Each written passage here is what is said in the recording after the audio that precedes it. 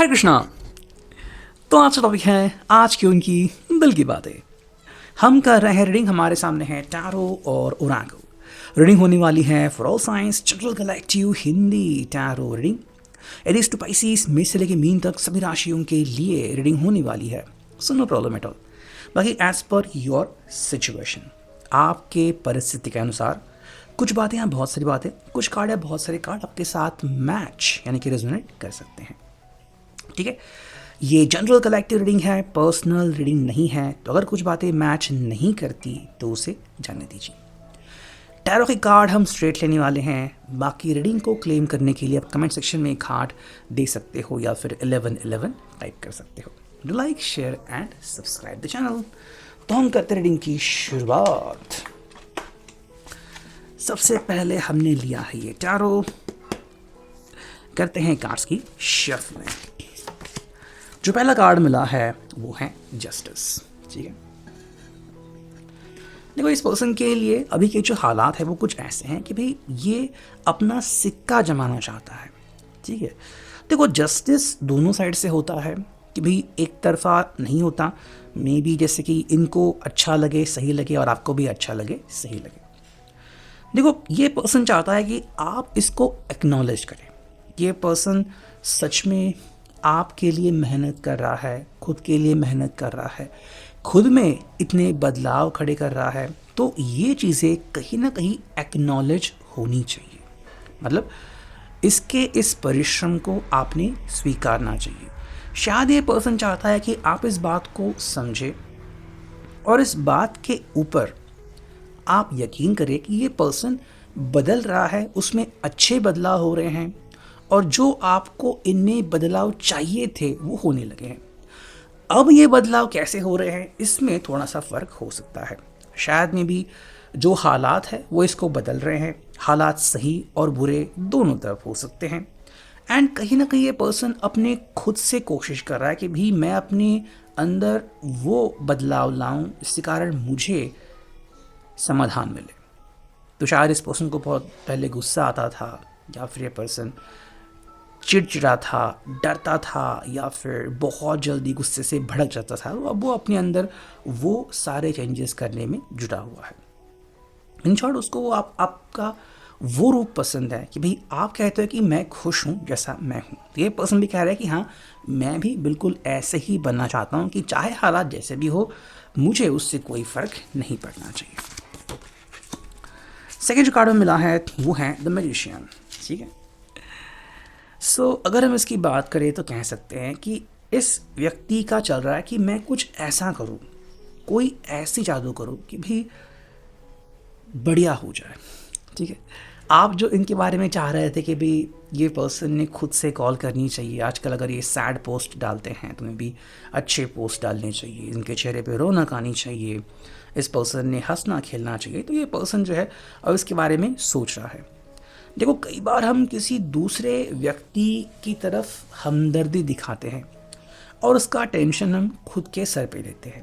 जैसे कि मान लो ये अपने कलीग्स की हेल्प कर रहे हैं, फैमिली की हेल्प कर रहे हैं, रिश्तेदारों की हेल्प कर रहे हैं, और कई बार मदद करते करते हम इतना उसमें घुस जाते हैं कि अपना जीवन ही कई बार उस चीज़ को समर्पित करते हैं या फिर अपने जीवन को सुख से जीना भूल जाते हैं। यहाँ पे ये person it's like using the cheat codes कि भाई मैं क्या यूज़ करके अपने ज़िंदगी को बेहतर कर सकता हूँ और कौन से शॉर्टकट्स यूज़ कर सकता हूँ।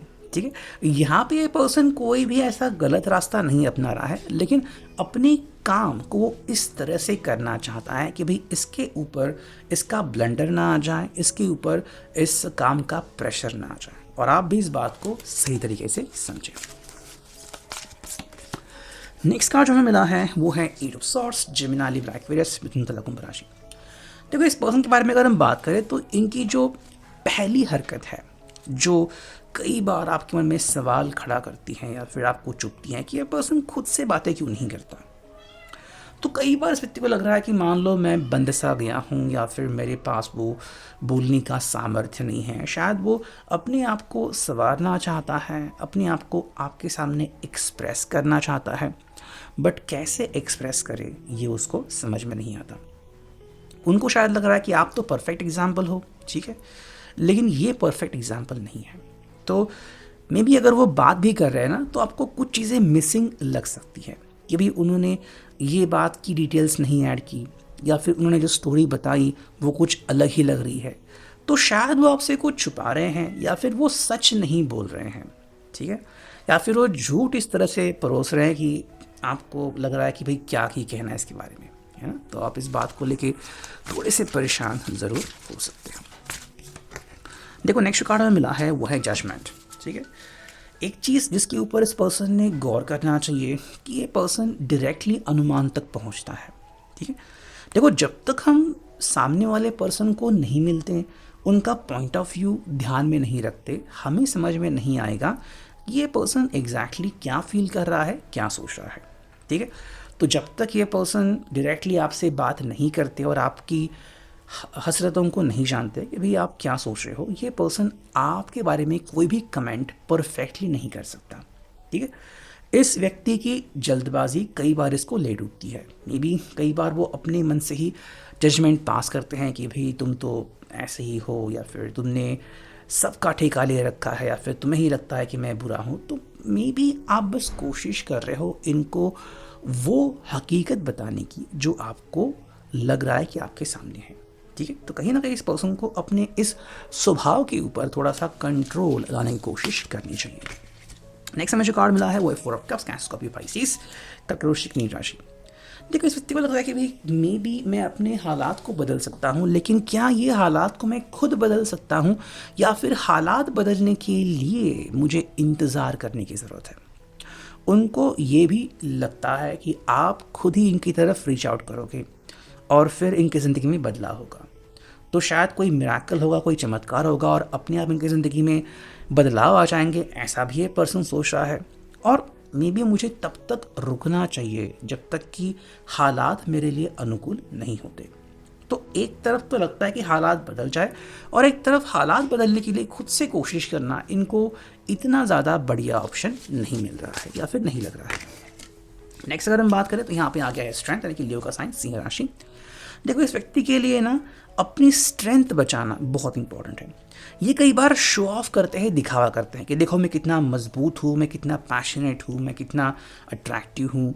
लेकिन आपने कई बार देखा होगा कि ये अपने ग्रूमिंग सेशन नहीं करते, जैसे कि समय पे में भी अपना मेकअप ज़्यादा ना करना, या फिर अपने आप को ज़्यादा ग्रूम ना करना, कपड़ों को इस्त्री ना करना, कई बार ऐसे ही आपसे मिलने आना, या फिर आपको उनका एक फेवरेट ड्रेस पसंद है वो जानबूझ के ना पहनना। तो ऐसी कई चीज़ें पर्सन करता है जिससे फिर आपको भी गुस्सा आता है कि भाई तुम्हारे अंदर जो स्ट्रेंथ है, जो सही बात है, वो तुम दिखा क्यों नहीं रहे हो।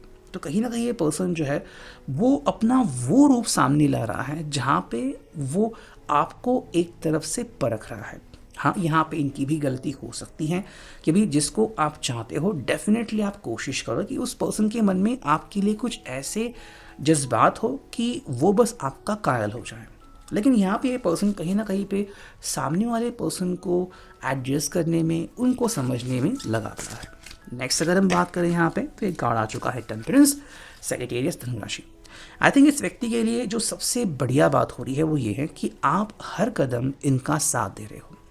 भले आपको पता है कि यहाँ पे ये पर्सन कमज़ोर पड़ रहा है, या फिर इस पर्सन की कमज़ोरी है, ये पर्सन इससे पता नहीं कब उभरेगा, शायद और समय लग सकता है, इनके जॉब्स में भी बदलते रहते हैं, बट फिर भी आप कहीं ना कहीं इनको स्टिक करे हुए हो कि चलो कोई बात नहीं, मैंने इनके ऊपर भरोसा किया है और मुझे पता है कि ये पर्सन आगे चल के कुछ ना कुछ अच्छा ज़रूर करेगा। अगर हम बात करते हैं यहाँ पे मून मैजिक की, तो करते हैं यहाँ पे कार्ड्स की शफलिंग। देखो पहला कार्ड मिला है I have power, it is real. इस पर्सन को कई बार खोखला एहसास होता है कि मैं सब कुछ कंट्रोल कर सकता हूँ। हमने अभी देखा कि आप इनको सपोर्ट करते हो, बिकॉज ऑफ दैट ये पर्सन और इसका रिश्ता जो है वो बहुत ही सही तरीके से चल रहा है। I flow towards my goal, I am strongly protected as I go. ये पर्सन जो है वो खुद की ही सुनता है और कई बार अपने जज्बातों को कंट्रोल नहीं कर पाता और उनके हिसाब से ही डिसीजन लेता है, जो बाद में उसके लिए कठिनाई क्रिएट कर सकते हैं। फाइनली हम देखते हैं यहाँ पे जो कि है फॉर्चून कुकीज़, करते हैं कार्ड्स की शफलिंग। देखो पहला कार्ड है जो कि है अपॉर्चुनिटीज़। इस पर्सन को मौके मिल रहे हैं, लेकिन सिर्फ मौके मिलने से कुछ नहीं होगा, उस मौके को हकीकत में बदलना भी इस पर्सन को आना चाहिए। एंड जो सेकंड कार्ड है वो है परसिवरेंस। ठीक है कि भाई ये पर्सन को लग रहा है कि शायद वो कहीं पर भी नहीं बढ़ रहा है या फिर वहीं पे अटक के रह रहा है, लेकिन यहाँ पे इस पर्सन को रुकना नहीं है, खुद को तोड़ना नहीं है, टूटना नहीं है। ज़िंदगी में बहुत अच्छे अच्छे बदलाव लिखे हैं, बस गिव अप नहीं करना है, बिकॉज आप उनका साथ दे रहे हो। यह अभी reading, I hope it will resonate. Thank you.